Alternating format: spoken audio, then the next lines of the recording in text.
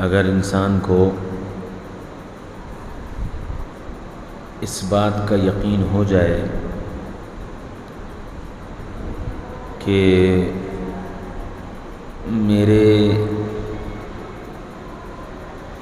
میری ایک ایک نقل و حرکت پر کوئی آنکھ لگی ہوئی ہے جو یہ دیکھ رہی ہے کہ میں کیا کر رہا ہوں،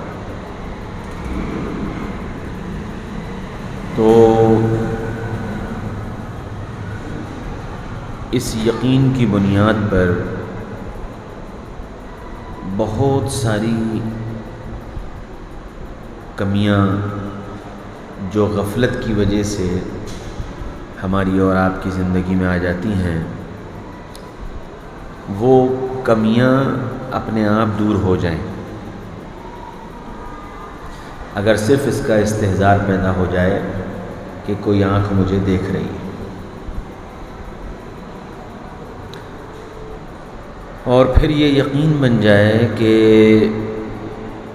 میں رائی کے دانے کے برابر کوئی اچھا عمل کروں گا تو مجھے اس پر اجر ملے گا، اور رائی کے دانے کے برابر کوئی برا عمل کروں گا تو اس پر پکڑ ہوگی۔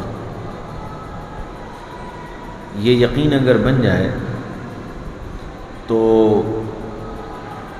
اچھے کاموں کا شوق بڑھ جائے اور برے کاموں سے بچنے کی فکر بڑھ جائے۔ شیطان اسی یقین کو بننے نہیں دیتا اور اس خیال کو دل میں آنے نہیں دیتا، جس کے نتیجے میں اچھائی کا جذبہ نہیں پیدا ہوتا اور برائی سے رکنے کا شوق نہیں پیدا ہوتا، اور یوں زندگی غفلت میں چلی جاتی ہے۔ اچھا، قرآن بار بار متوجہ کر رہا ہے، یومئذ تحدث اخبارہا، ایک دن آئے گا جس دن زمین اپنی خبریں بیان کرے گی۔ ایک دن آئے گا جس دن زمین اپنی خبریں بیان کرے گی۔ اب زمین کی خبریں کیا ہیں؟ فرمایا کہ انسان جہاں جو کام کرتا ہے، زمین کے جس حصے پر جو کام کرتا ہے، زمین کا وہ حصہ اس کام کا گواہ بنتا ہے۔ اچھا کیا تو اچھے کا گواہ، اور برا کیا تو برے کا گواہ۔ اور یہی زمین کل قیامت کے میدان میں ہمارے اعمال کی گواہی دے گی کہ اللہ، اس بندے نے یہاں یہ کام کیا، نماز پڑھی، قرآن پڑھا، ذکر کیا، دعا کی، اور پھر برائی کا بھی اسی طرح تذکرہ، جھوٹ بولا، ظلم کیا، زیادتی کی، یہ زمین گواہی دے گی۔ فرمایا کل قیامت کے میدان میں الیوم نختم علی افواہہم وتکلمنا ایدیہم وتشہد ارجلہم بما کانوا یکسبون، کہ اللہ تعالیٰ کل قیامت کے میدان میں اس زبان پر تو مہر لگا دیں گے، یہ تو بولے گی نہیں، ہاتھ بولیں گے کہ ہاتھوں سے کیا کیا، پیر بولیں گے پیروں سے کیا کیا، اسی طرح وہ زمین بولے گی جہاں جو کام کیا۔ اسی وجہ سے بعض بزرگوں کا معمول یہ تھا کہ وہ جہاں جاتے تھے، جس جگہ پہنچتے تھے 2 رکعت نماز پڑھ لیتے تھے کہ کل قیامت کے میدان میں یہ جگہ گواہ بنے گی۔ ہم یمن جماعت میں گئے تو وہاں کا ایک مقامی ساتھی ہمارے ساتھ جوڑا گیا، اس کا نام بھی صوفی تھا، محمد احمد صوفی۔ تو اکثر جماعتیں جو ہیں وہ ہماری جماعت دیہاتوں میں رہی، اور دیہات سب پہاڑی علاقہ تھا، تو وہ جب تعلیم ختم ہو جاتی اور اعمال ختم ہو جاتے تو وہ مسجد سے باہر نکل جاتا، اور کبھی کسی پتھر پہ جا کے بیٹھ کے نماز پڑھتا، کبھی کسی جگہ بیٹھ کے قرآن پڑھتا، کبھی کسی جگہ دوپہر میں، شام میں، رات میں۔ اب میں اس سے کہتا تھا، میں نے کہا بھائی تم مسجد میں بیٹھ کے کر لیا کرو، تو وہ یہ کہتا تھا کہ میں ان سب کو گواہ بنا رہا ہوں، یہ کل قیامت کے میدان میں میرے لیے گواہی دیں گے کہ صوفی نے یہاں بیٹھ کے قرآن پڑھا تھا، یہاں بیٹھ کے ذکر کیا تھا، یہاں پر نماز پڑھی تھی۔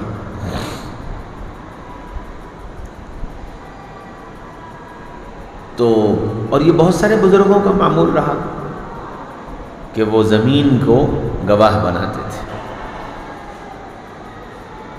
لیکن بعض لوگوں کا معمول یہ تھا کہ وہ ایک کونا پکڑ لیتے تھے۔ ایک بزرگ کے بارے میں لکھا ہے، فضائل صدقات میں ہے شاید، کہ جب ان کا انتقال ہونے لگا تو انہوں نے اپنے بیٹے سے کہا کہ بیٹا اس کونے میں کوئی گناہ نہ کرنا، یہاں میں نے اتنے قرآن پڑھے، سینکڑوں کی تعداد میں۔ ایسے ہی بعض اللہ والوں کا معمول مسجد میں بھی کوئی ایک کونا پکڑ لینے کا تھا کہ جب آ کر پہلی صف میں کونے میں ساری زندگی وہیں نماز پڑھتے رہے، وہیں دعائیں کرتے رہے، وہیں تہجد پڑھتے رہے۔ بعض اللہ کے بندے الگ الگ جگہ پڑھتے ہیں، تو دونوں اپنی جگہ ان کی نیتیں ہیں۔ تو کل قیامت کے میدان میں زمین خبریں بیان کرے گی، اعضاء گواہی دیں گے، ہر چیز گواہ بن رہی ہے جو کچھ ہم کر رہے ہیں۔ قرآن پاک کے بارے میں اللہ نے فرمایا، اللہ کے نبی صلی اللہ علیہ وسلم نے فرمایا، القرآن حجۃ لک او علیک، کہ قرآن یا تو تمہارے لیے گواہ بنے گا یا تمہارے اوپر گواہ بنے گا۔ تمہارے لیے گواہ بنے گا، فرمایا کہ جب انسان دنیا سے جاتا ہے اور قبر میں رکھا جاتا ہے تو اور منکر نکیر آتے ہیں، تو ایک شخص انسانی شکل میں قبر میں نمودار ہوتا ہے۔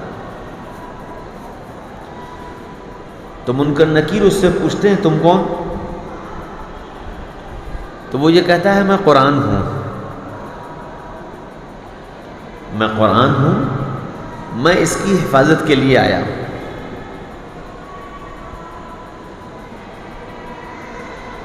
بعض روایات میں ہے کہ سورہ ملک جو ہے وہ انسانی صورت میں آتی ہے کہ میں سورہ ملک ہوں اور میں اس کی حفاظت کے لیے آئی ہوں۔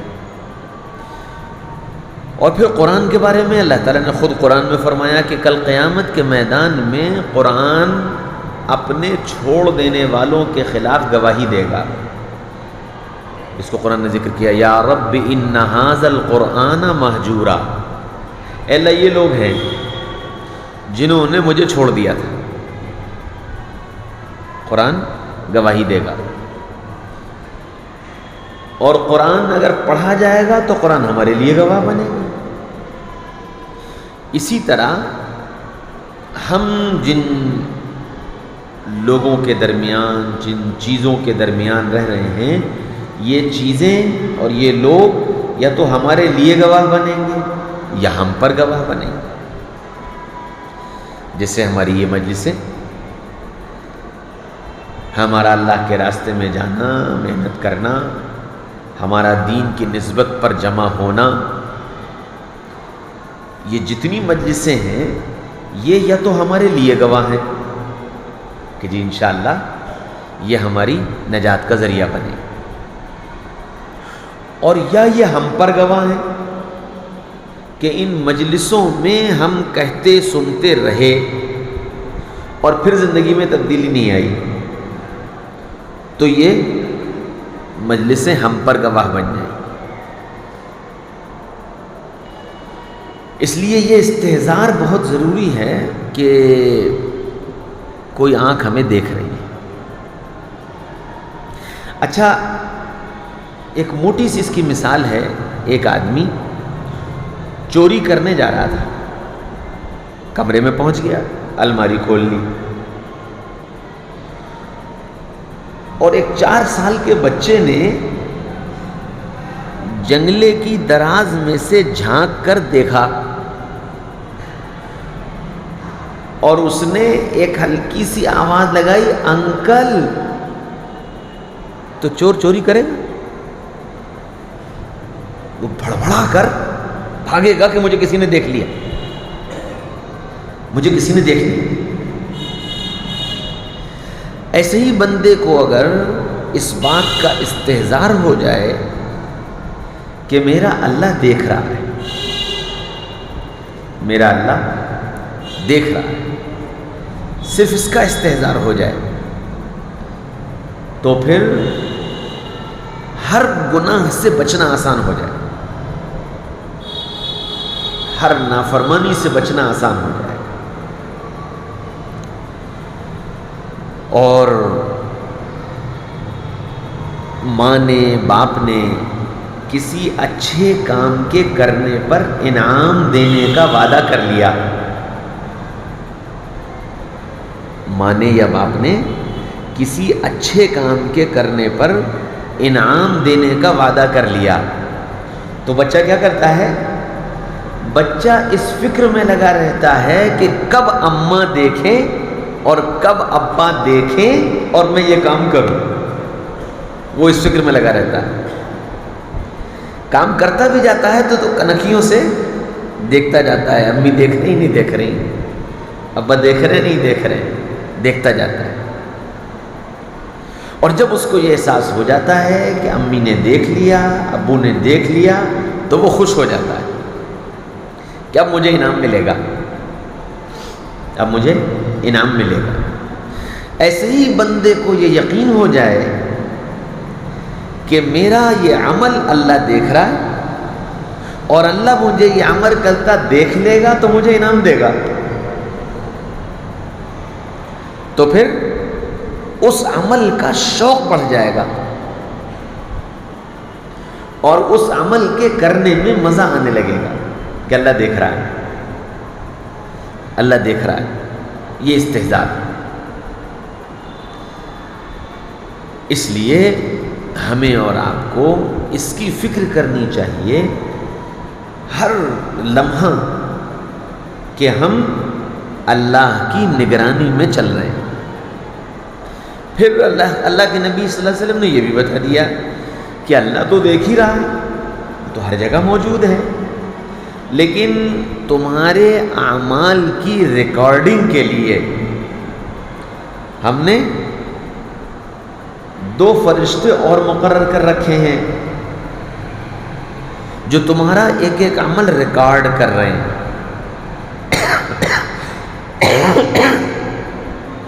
ایک ایک عمل، اچھا کرو تو برا کرو تو ریکارڈ ہو رہا ہے، لکھا جا رہا ہے۔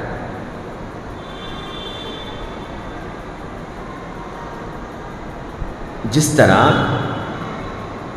ان کیمروں کا ہم کو یہ خیال ہے کہ ہمارا عمل ریکارڈ ہو رہا ہے، ہماری آواز ریکارڈ ہو رہی ہے، ہماری نقل و حرکت ریکارڈ ہو رہی ہے، تو پھر ہر غلط حرکت سے انسان اپنے آپ کو روکے ہوئے کہ یہ ریکارڈ ہو رہا ہے۔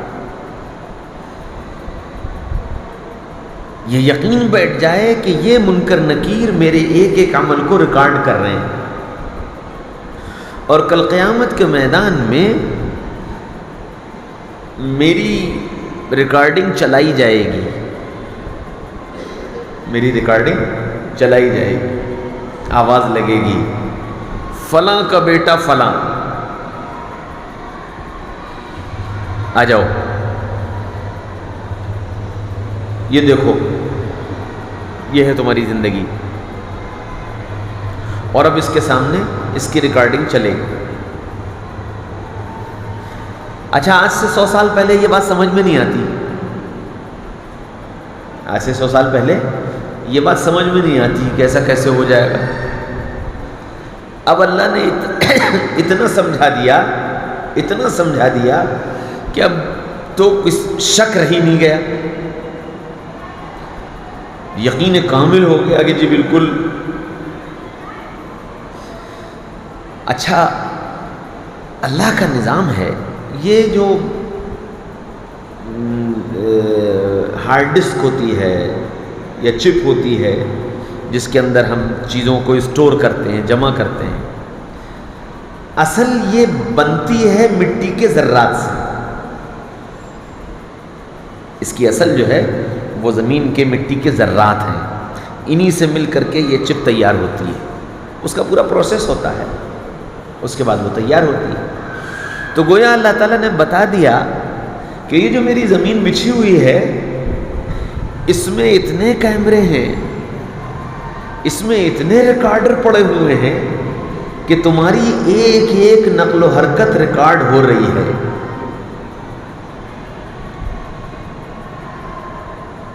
اب وہ ایک کیمرہ اور چلا ہے، ہڈن کیمرہ۔ ہڈن کیمرہ وہ ہوتا ہے جو نظر نہیں آتا اور ریکارڈ ہوتا ہے۔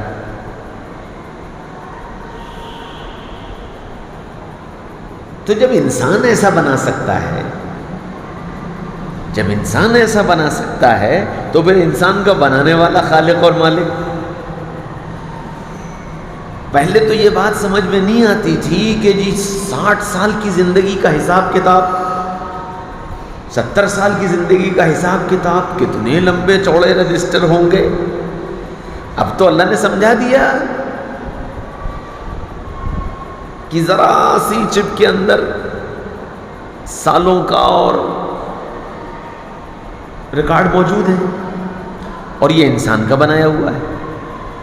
اب اس انسان کو بنانے والا اللہ وہ کیسا ہمارا ریکارڈ محفوظ رکھے ہوئے ہے۔ تو کل قیامت کے میدان میں ہماری ریکارڈنگ چلائی جائے گی اور ہم کو دکھایا جائے گا، اور جب بندہ اپنے اچھے اعمال کو دیکھے گا خوش ہوگا، اور خوش ہو کر ایک نگاہ ریکارڈنگ پر ڈالے گا اور ایک نگاہ مجمع پر ڈالے گا۔ دیکھ لو، ہے نا؟ جیسے بچہ جب کامیاب ہو جاتا ہے اور اس کو سرٹیفکیٹ ملتا ہے تو وہ سرٹیفکیٹ ہاتھ میں سرٹیفکیٹ ہوتا ہے اور چاروں طرف گھوم گھوم کر کے دیکھ رہا ہوتا ہے کہ لوگ مجھے دیکھ رہے ہیں میری کامیابی پر۔ اسی طرح کل قیامت کے میدان میں جب اس کی ریکارڈنگ چلے گی اور پھر اس کو آخر میں اس کو سرٹیفکیٹ ملے گا، فَأَمَّا مَنْ أُوتِيَ كِتَابَهُ بِيَمِينِهِ فَيَقُولُ هَاؤُمُ اقْرَءُوا كِتَابِيَهْ۔ جب آخر میں اس کا رزلٹ ملے گا اور وہ رزلٹ اس کے سیدھے ہاتھ میں آ گیا تو یہ خوشی کے مارے نعرہ لگائے گا، خوشی کے مارے نعرہ لگائے گا۔ اور عربی کا لفظ ہے ہاؤم، اور اس کا مطلب ہے لوگوں دیکھو، لوگوں دیکھو میں کامیاب ہو گیا، میری کتاب پڑھو، اقرؤوا کتابیہ، میری کتاب پڑھو، میں کامیاب ہو گیا۔ اچھا، یہ کامیابی کیوں ملی؟ خود بتائے گا، یہ خود بتائے گا کہ میں کامیاب کیوں ہوا۔ انی ظننت انی ملاق حسابیہ، وہی بات جو میں نے پہلے کہی کہ یہ استحضار ہو جائے کہ میرے اوپر کوئی آنکھ لگی ہے، مجھے کوئی دیکھ رہا ہے، مجھے کسی کے سامنے کھڑے ہو کر اپنے اس عمل کا جواب دینا ہے، میرے لیے یہ زمین گواہ ہے، میرے لیے یہ در و دیوار گواہ ہیں، میرے یہ جسم کے اعضاء میرے اوپر گواہ ہیں، اس کا یقین اگر ہو جائے تو کامیابی یقینی ہے۔ اب جب اس کو کامیابی ملے گی تو کیا کہے گا؟ انی ظننت انی ملاق حسابیہ، میں تو دنیا میں جیا ہی یہی سوچ کر تھا کہ میری ملاقات ہونے والی ہے، میری ملاقات ہونے والی ہے، اور میرا سارا کچا چٹھا کھلنے والا ہے، سب کے سامنے آنے والا ہے، اس کے ساتھ ملاقات ہوگی۔ اچھا، اب کامیابی کتنے پر ملے گی؟ دنیا کا دستور ہے کہ 33% والے کو بھی پاس کہہ دیتے ہیں، 33% آ گئے تو پاس ہے۔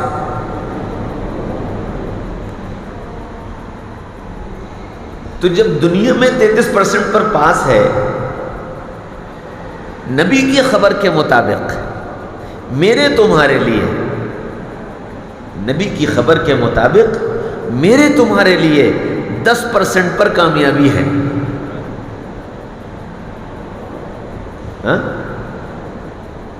تو بہت تھوڑا سا مسئلہ ہے، 10%۔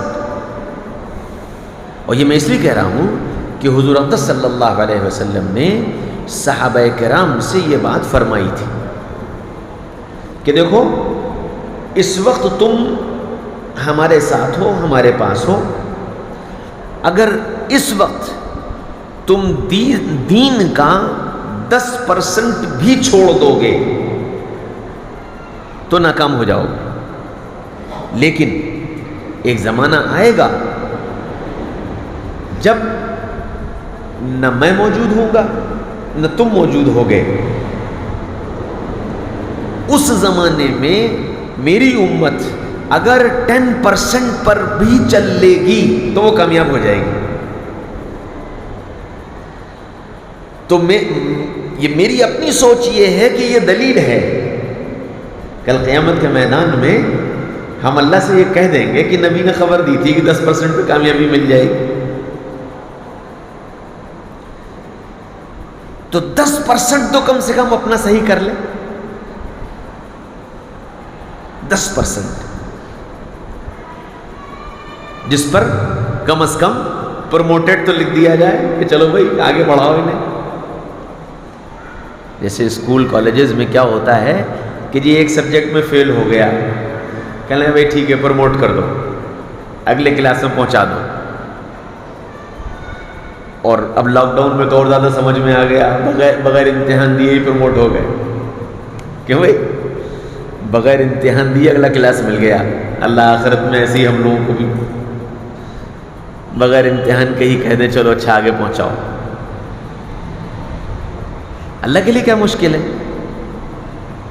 اللہ تو اللہ ہے، اور 70 ماؤں سے زیادہ مہربان ہے، 70 ماؤں سے زیادہ مہربان ہے۔ لیکن ایڈمیشن تو ضروری ہے، ایڈمیشن تو ضروری ہے نا بھائی۔ 10th کلاس میں اس لاک ڈاؤن میں بغیر امتحان کے مارک شیٹ انہیں ملی ہے جن کا رجسٹریشن تھا، جن کا ایڈمیشن تھا، تو ایڈمیشن تو کرانا پڑے گا۔ اور ایڈمیشن کیا ہے؟ ایڈمیشن ہے اللہ اور اس کے رسول کی اطاعت کا ارادہ، جذبہ، کوشش اور فکر، یہ ہے ایڈمیشن۔ اتنا تو کرنا پڑے گا۔ اب اونچ نیچ ہوگی تو اللہ تعالیٰ اس اونچ نیچ کو درگزر کر دیں، اتنا تو کرنا پڑے گا۔ اچھا، یہ اللہ اور اس کے رسول کی اطاعت، فرما برداری اور اس اطاعت کا جذبہ، یہ سب جو پیدا ہوگا وہ اسی فکر سے پیدا ہوگا، انی ظننت انی ملاق حسابی، کہ اس یقین کے ساتھ اور اس گمان کے ساتھ زندگی گزارنا کہ میری ملاقات ہونے والی ہے اور اس ملاقات میں میرا حساب و کتاب ہونے والا ہے۔ دیکھو، حساب و کتاب کا تو معاملہ یہ ہے، حضرت عائشہ رضی اللہ عنہا جیسی عورت، خود حضرت عائشہ ہی اپنے آپ میں ایک ذات ہے، ساتھ نسبت ہے محمد رسول اللہ صلی اللہ علیہ وسلم کی زوجہ محترمہ اور زوجہ محبوبہ کی، پھر نسبت ہے ابو بکر کی بیٹی ہونے کی۔ اتنی نسبتوں کے بعد اللہ کے رسول کیا کہہ رہے ہیں؟ عائشہ جس کا حساب لے لیا گیا وہ ہلاک ہو گیا، جس کا حساب لے لیا گیا وہ ہلاک ہو گیا۔ اس لیے اللہ سے یہ دعا مانگو کہ اللہ بغیر حساب کتاب کے آگے بڑھا دے۔ حساب کر لیا تو ایک گھونٹ پانی کا بھی حساب نہیں دے پائیں گے، اس لیے ہم حساب تو دے ہی نہیں سکتے۔ ہاں، مہربان رب سے ملاقات کا یقین ہے کہ مہربان رب سے ملاقات ہوگی۔ انی ظننت انی ملاق حسابیہ۔ اب جب سیدھے ہاتھ میں رزلٹ آ گیا اور پھر اس نے اس سیدھے ہاتھ میں رزلٹ آنے کی وجہ بتائی کہ یہ جو مجھے سیدھے ہاتھ میں ملا ہے اس کی وجہ یہ تھی کہ زندگی میں جب تک میں جیا اس استحضار کے ساتھ جیا کہ میری رب سے ملاقات ہوگی، اس استحضار کے ساتھ جیا کہ میرا رب مجھے دیکھ رہا ہے، میرے ایک ایک عمل پر نگراں ہے۔ تو پھر فرمایا کہ جب ایسی زندگی جی کر آئے ہو تو فَهُوَ فِي عِيشَةٍ رَاضِيَةٍ، تو پھر تمہارے لیے عالیشان باغات ہیں اور اللہ کی رضا ہے، محبت ہے، یہ طے ہے۔ لیکن اس کی پہلی شرط یہ ہے کہ یہ استحضار ہو کہ اللہ ہم کو دیکھ رہا ہے، ہماری ایک ایک نقل و حرکت پر اللہ کی نگاہ ہے۔ انسان ہیں، نفس و شیطان لگے ہوئے ہیں، جب نفس و شیطان کسی گناہ کا خیال دل میں ڈالیں اور یہ جسم گناہ کی طرف چلنے لگے تو فوراً یہ تصور کرے کہ میرا اللہ دیکھ رہا ہے، فوراً یہ تصور کرے کہ میرا اللہ دیکھ رہا ہے، انشاءاللہ اس گناہ کا جو شوق یا اس گناہ کا جو جذبہ ہے وہ فوراً ٹھنڈا پڑ جائے کہ نہیں اللہ دیکھ رہا ہے۔ میں اللہ کو کیا جواب دوں گا؟ اللہ دیکھ رہا ہے۔ جب نفس و شیطان کا غلبہ غالب آ جاتا ہے تو یہ خیال دل سے نکل جاتا ہے، یا پھر ایک دوسرا خیال شیطان پیدا کر دیتا ہے، کر لو معافی مانگ لیں، یہ دوسرا خیال پیدا کر دیتا ہے کہ کر لو معافی مانگ لیں۔ یہ بات صحیح ہے کہ معافی مانگیں گے تو اللہ معاف کر دے گا، لیکن کیا خبر معافی کا موقع ملے گا؟ کیا خبر معافی کا موقع بھی ملے گا؟ اور نہ ملا تو کیا ہوگا کہ گناہ کرتے کرتے دنیا سے جا رہے ہو۔ اچھا، جب آدمی ایک گناہ کرتا ہے تو شروع میں ڈرتا ہے، پھر ایک بار دو بار کے بعد وہ ڈر ختم ہو جاتا ہے، لیکن اتنا خیال رہتا ہے کہ اس گناہ کی ہمیں اللہ سے معافی مانگنی ہے، لیکن پھر کرتا ہے پھر کرتا ہے پھر کرتا ہے تو پھر معافی کا خیال بھی دل سے نکل جاتا ہے، اور پھر گناہ کرتا رہتا ہے، زندگی چلتی رہتی ہے اور اس کو توبہ کی توفیق نہیں مل پاتی، نتیجتاً اعمال نامے میں گناہ جمع ہوتے چلے جاتے ہیں۔ اس لیے اس خیال سے کہ معافی مانگ لوں گا گناہ کرنا یہ بے حیائی ہے، بے حیائی بھی ہے اور ڈھٹائی بھی ہے کہ جی میں تو کروں گا. حالانکہ معافی کا مطلب کیا تھا؟ استغفار پڑھتے نا، استغفر اللہ ربی من کل ذنب واتوب الیہ، اے اللہ میں آپ سے معافی مانگتا ہوں ہر گناہ سے اور آپ کی طرف لوٹ کر آتا ہوں. واتوب الیہ، آپ کی طرف لوٹ کر آتا ہوں، اب ادھر نہیں جاؤں گا.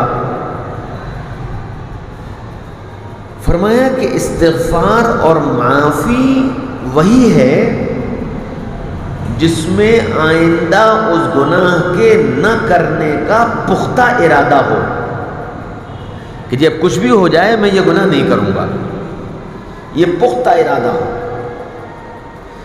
تب وہ معافی معافی ہے. ورنہ تو وہ غالب کا شعر ہے نا، صبح کو پی لی شام کو توبہ کر لی، رند کے رند رہے ہاتھ سے جنت بھی نہ گئی. ان کا صبح توبہ کر لیں گے، رات کو گناہ کر لیں گے. میرے بھائیوں، دوستوں، عزیز بزرگوں، یہ گناہ پر جسارت انسان کو محروم کر دینے والی چیز ہے. ایک ہے گناہ کا ہو جانا اور ایک ہے گناہ کا کرنا.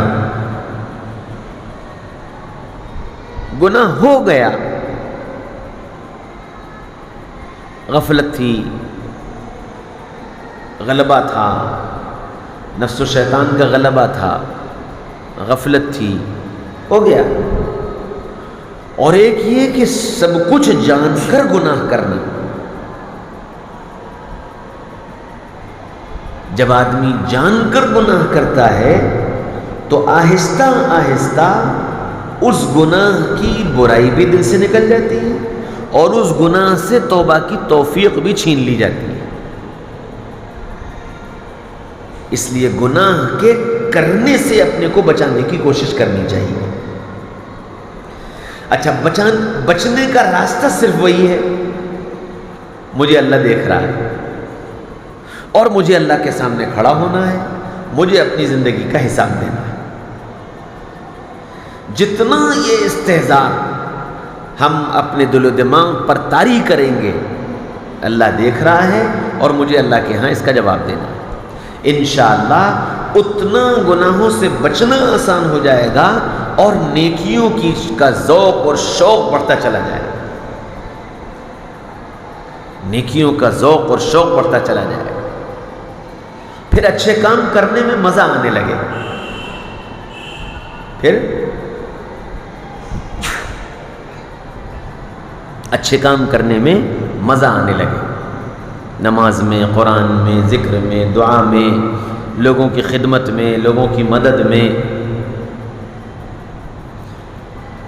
حلال روزی کمانے میں، اپنے بچوں کی تربیت میں، ان سب چیزوں میں مزہ آئے گا اور دل لگے گا. پھر کسی چیز کو یہ بوجھ نہیں سمجھے گا. محنت سے حلال روزی کما کر اپنے بچوں کو کھلانا یہ اس کو بوجھ نہیں لگے گا، بلکہ یہ اپنی سعادت سمجھے گا اور اس پر اللہ کا شکر ادا کرے گا کہ اللہ تیرا شکر ہے، آپ نے میرے لیے حلال روزی کے دروازے کھول دیے. گناہ جب زیادہ ہوتے ہیں تو ان کے نقصانات میں سے ایک نقصان یہ بھی ہوتا ہے کہ حلال روزی کے دروازے بند ہو جاتے ہیں. اب ظاہر بات ہے، ضروریات ہیں، ہر انسان کی زندگی کی ضروریات ہیں، اور جب حلال کے راستے سے نہیں آتا تو پھر حرام کی طرف چل پڑتا ہے، اور حرام کا ایک لقمہ دل کو سیاہ کر دیتا ہے. پھر طاعت کا شوق نکل جاتا ہے، پھر نافرمانی اور گناہ کا ہو جانا اس کو پریشان نہیں کرتا، بلکہ ایک عام زندگی جیتا ہے کہ جی ٹھیک ہے جیسے چل رہا ہے۔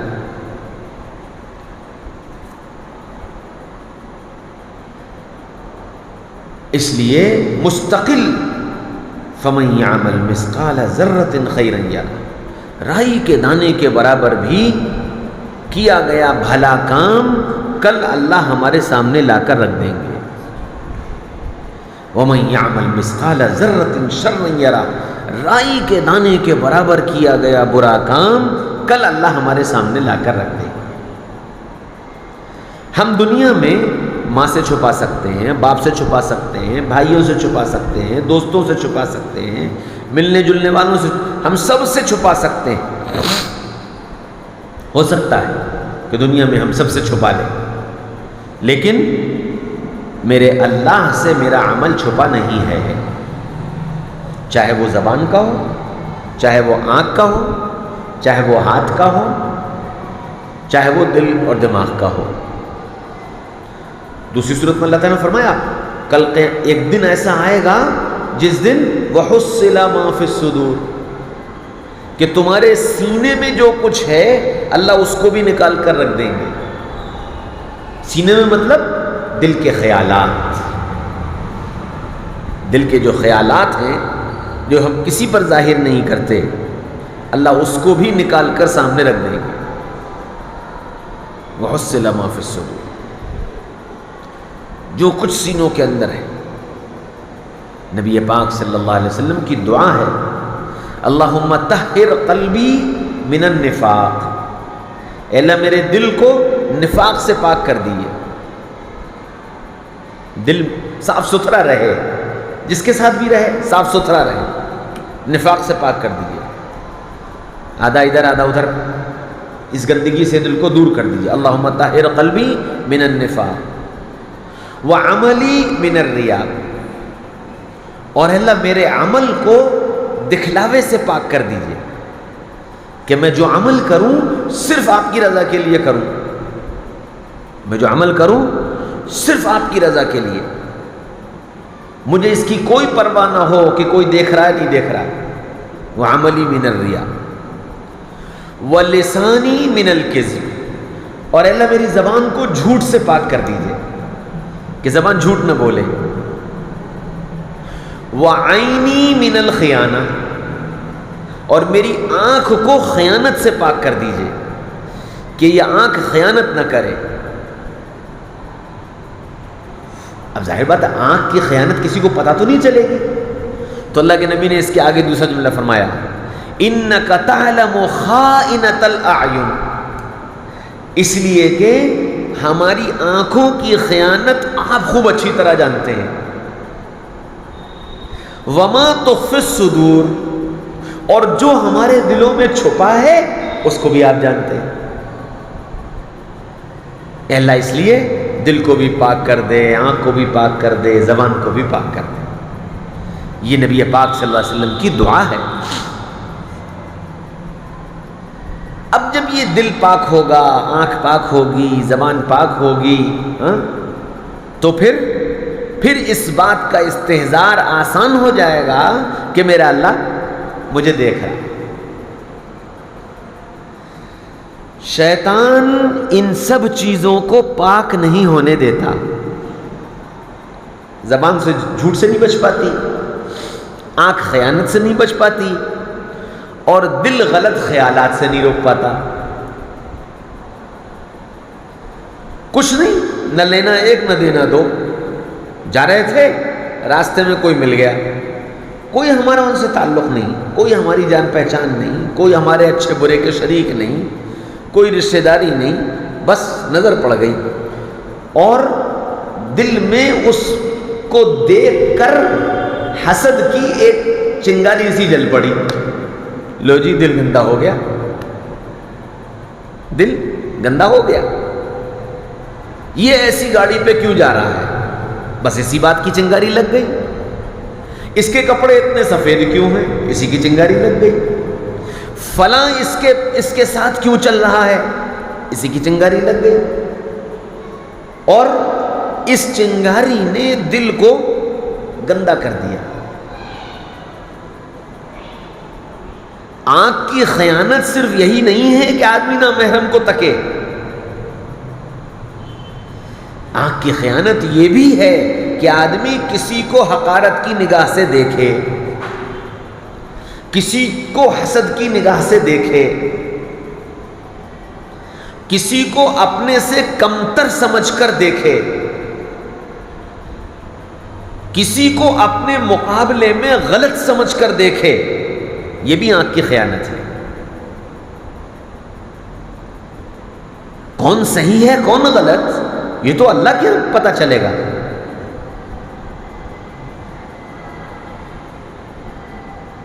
کس کا ایمان کیسا ہے، کس کے اعمال کیسے ہیں، کس کا مقام کیا ہے، یہ تو کل اللہ کے یہاں پتہ چلے گا، یہ دنیا میں نہیں پتہ چلے گا. ہم اپنی آنکھوں سے اس نظر سے دیکھ کر گویا ہم فیصلہ کر رہے ہیں یہ آدمی ایسا ہے. ہم کون ہوتے ہیں فیصلہ کرنے والے؟ اس لیے شیطان اگر ہم کو تم کو نامحرموں کے دیکھنے سے بچا لے، یعنی ہم تم نامحرم کے دیکھنے سے بچ جائیں، تو پھر شیطان یہ دوسری لائن لاتا ہے، یہ دوسری لائن لاتا ہے کہ اچھا چلو اب ادھر سے ماروں گا، ادھر سے بچ گئے اب ادھر سے ماروں گا، دوسری لائن سے مارتا ہے. اور وہ لائن کیا ہے کہ وہ دوسروں کی برائیاں، دوسروں کی کمیاں، دوسروں کی غلطیاں اس کو دکھانا شروع کر دیتا ہے. کچھ نہیں تو حسد، کہ حسد کی نگاہ سے دکھانا شروع کر دیتا ہے. کچھ نہیں تو غیبت کی نگاہ سے دکھانا شروع کر دیتا ہے. اس لیے فرمایا تعلم خائنۃ الاعین، کہ ہماری آنکھیں کس نظر سے دیکھ رہی ہیں ہم سب سے چھپا سکتے ہیں، ہم سب سے چھپا سکتے ہیں. مشتاق بھائی سے ہم مل رہے ہیں اور مشتاق بھائی کو دیکھ رہے ہیں، مشتاق بھائی ہمیں دیکھ رہے ہیں. دنیا دیکھنے والی یہ دیکھ رہی ہے کہ جی یہ دونوں کتنی محبت سے مل رہے ہیں اور کتنا محبت سے ایک دوسرے کو دیکھ رہے ہیں، حالانکہ میری نظر ان کو حسد کی نگاہ سے دیکھ رہی ہے، میری نظر ان کی کمیوں کو تلاش کرنے کی نگاہ سے دیکھ رہی ہے، میری نظر ان کی برائیوں کو تلاش کرنے کی نگاہ سے دیکھ رہی ہے. اب یہ کسے پتا؟ آپ سب دیکھ رہے ہو تو آپ سب یہی تو کہو گے نا کہ جی مول صاحب کا بیان میں پوری توجہ مشتاق بھائی کی طرف رہتی ہے. کیا معلوم کہ میرے دل میں کیا ہے، میں کیوں دیکھ رہا ہوں. شیطان اس رخ پر موڑ دے گا. اچھا، عجیب بات یہ ہے کہ جب اس طرح کے خیالات شیطان دل میں ڈالتا ہے اور یہ دیکھنے والا اس نگاہ سے دیکھنا شروع کرتا ہے، مشتاق بھائی میں یہ کمی، عمران بھائی میں یہ کمی، عامر بھائی میں یہ کمی، فلاں میں یہ کمی، فلاں میں یہ کمی.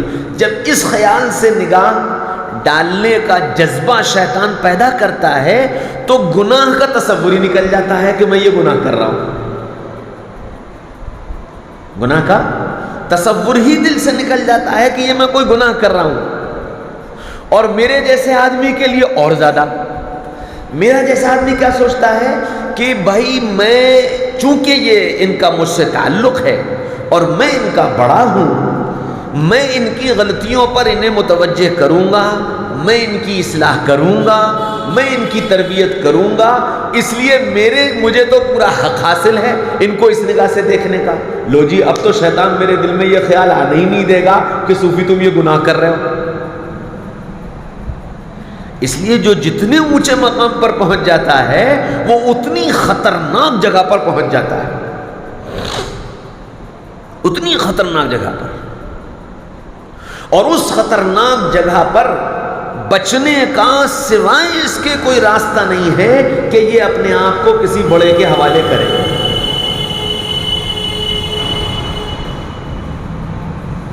کوئی راستہ نہیں اس کے علاوہ. اس لیے اس بات کا تصور بار بار کہ میرا اللہ مجھے دیکھ رہا ہے، میرا اللہ مجھے دیکھ رہا ہے۔ فَمَن يَعْمَلْ مِثْقَالَ ذَرَّةٍ خَيْرًا يَرَهُ، چھوٹا سا بھی کام میں نے اچھا کیا، کل قیامت کے میدان میں اللہ میرے سامنے لا کر رکھ دے گا۔ وَمَن يَعْمَلْ مِثْقَالَ ذَرَّةٍ شَرًّا يَرَهُ، چھوٹا سا بھی برا کام میں نے کیا، میں دنیا میں سب سے چھپا لے جاؤں گا، لیکن کل قیامت کے میدان میں اللہ کھڑا کرے گا اور کھڑا کر کے بتائے گا فلاں کا بیٹا فلاں اس نے یہ کیا۔ اچھا، اس برائی کا اثر میری ذات تک ہے، اس برائی کا اثر، اس غلط کام کا اثر میری ذات تک ہے، تو یہ میرا اور میرے اللہ کا معاملہ ہے، یہ میرا اور میرے اللہ کا معاملہ ہے۔ اللہ چاہے معاف کر دے اور اللہ چاہے تو سزا دے، یہ میرا اور میرے اللہ کا معاملہ ہے۔ لیکن اگر اس برائی کا اثر میری ذات سے بڑھ کر ان تک پہنچ گیا، ان تک پہنچ گیا، ان تک پہنچ گیا، ان تک پہنچ گیا، تو پھر کل قیامت کے میدان میں یہ معاملہ صرف میرا اور میرے اللہ کے بیچ کے نہیں ہوگا، بلکہ اللہ تو ہو جائیں گے کنارے اور یہ کہیں گے کہ پہلے تم آپس میں نمٹ لو،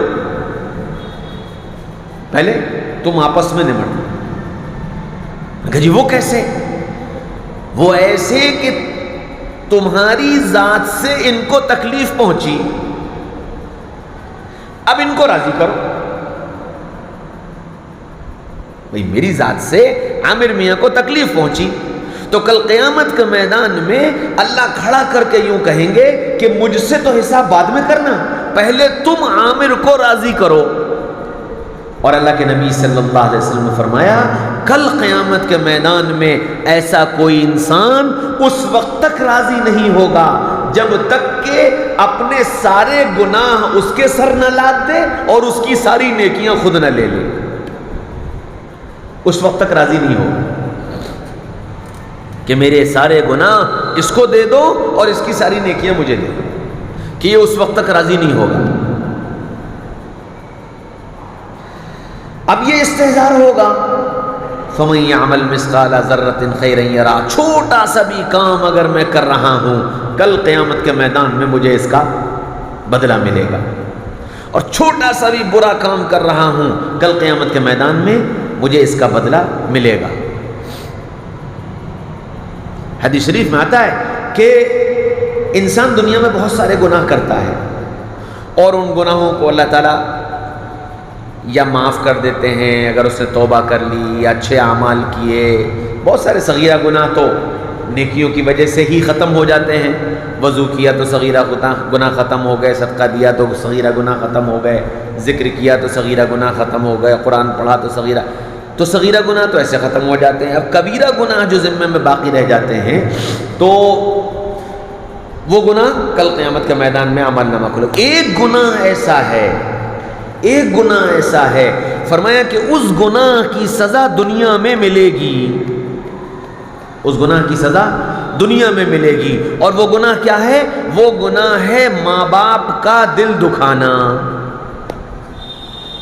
مشکوہ شریف کی حدیث ہے کہ ماں باپ کی نافرمانی، ماں باپ کو ستانا، ماں باپ کا دل دکھانا یہ ایسا گناہ ہے کہ دنیا میں اس کی سزا مل کر رہے گی۔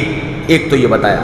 دوسری بات کہ دوسرا گناہ کسی کو کسی گناہ کی عار دلانا، کسی کو کسی گناہ کی عار دلانا۔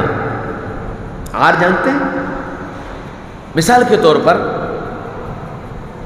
میں نے کوئی گناہ کیا، انہوں نے دیکھ لیا، ان کے علم میں آ گیا کہ جی مولانا صوفی نے یہ گناہ کیا، موقع پڑا 10 آدمیوں کے بیچ میں جب ہم بیٹھے ہوئے تھے تب انہوں نے آ کر کے یہ کہا کہ جی مولانا صوفی مجھے معلوم ہے تم فلاں کام کر رہے تھے۔ فرمایا یہ گناہ کا عار دلانے والا موت نہیں آئے گی اس وقت تک جب تک کہ خود اس گناہ میں مبتلا نہ ہو جائے، موت نہیں آئے گی جب تک کہ خود اس گناہ میں مبتلا نہ ہو جائے۔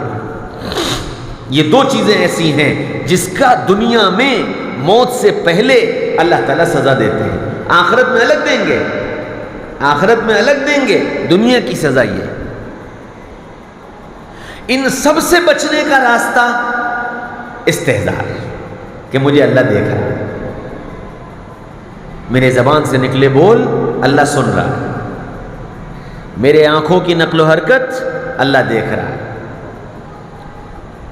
جتنا یہ استہزار ہم بڑھاتے چلے جائیں گے، اپنی سوچ پر اس کو غالب کرتے چلے جائیں گے، انشاءاللہ گناہوں سے بچنا اتنا ہی آسان ہو جائے گا، اتنی ہی زندگی چین والی اور سکون والی بن جائے گی۔ اپنی زبان کسی کے بارے میں نہ کھولے، اپنے دل میں کسی کے لیے غلط خیالات نہ لائے، کوشش کر کے اپنے دل کو روکے، اپنی زبان کو روکے نہ۔ ٹھیک ہے، جب کبھی کوئی موقع ہوگا اور وہ آدمی سامنے ہوگا تو بات کر لیں گے، تو کہہ دیں گے، ورنہ ہم نہ غلط خیالات لائیں گے نہ غلط تذکرے کریں گے۔ اس لیے ہمیں نہیں معلوم کہ کون آدمی کیسا ہے۔ ہاں، بزرگوں نے یہ بتایا کہ جو تم کو نظر آ رہے ہیں ان کو دیکھ کر یہ سمجھو کہ یہ سب ہم سے اچھے ہیں، ان کو دیکھ کر یہ سمجھو کہ یہ سب ہم سے اچھے ہیں، ان میں سب سے برا میں ہوں۔ اور یہ صرف زبان کا بول نہیں، یہ دل کا احساس ہو، یہ دل کا احساس ہو کہ یہ جتنے ہیں ان سب میں سب سے برا میں ہوں، یہ سب بہت اچھے ہیں۔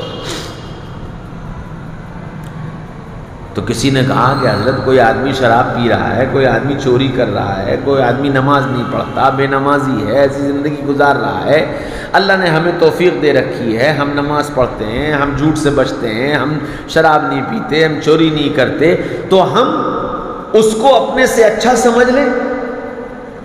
ایسا کیسے؟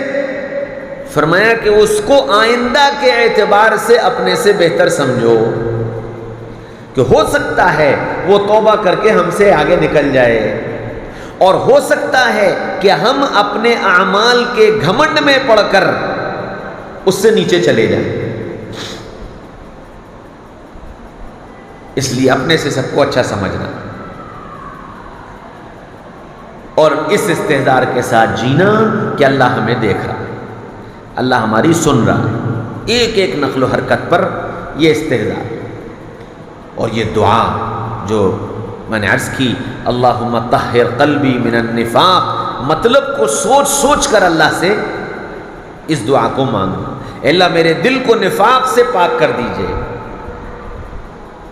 طہر قلبی من النفاق، میرے عمل کو ریا سے پاک کر دیجئے کہ کوئی عمل میرا دکھلانے کے لیے نہ ہو، طہر قلبی من النفاق وعملی من الریا ولسانی من الکذب، اور میری زبان کو جھوٹ سے پاک کر دو، وعینی من الخیانہ، اور میری آنکھ کو خیانت سے پاک کر دیجئے، انک تعلم خائنۃ الاعین وما تخفی الصدور، اس لیے کہ آنکھوں کی خیانت تو صرف آپ جانتے ہیں، اور ان آنکھوں کی خیانتوں کے نتیجے میں دل میں جو خیالات پنپ رہے ہیں، پل رہے ہیں، بڑھ رہے ہیں، کسی کو نہیں پتا، آپ جانتے ہیں، آپ باخبر ہیں۔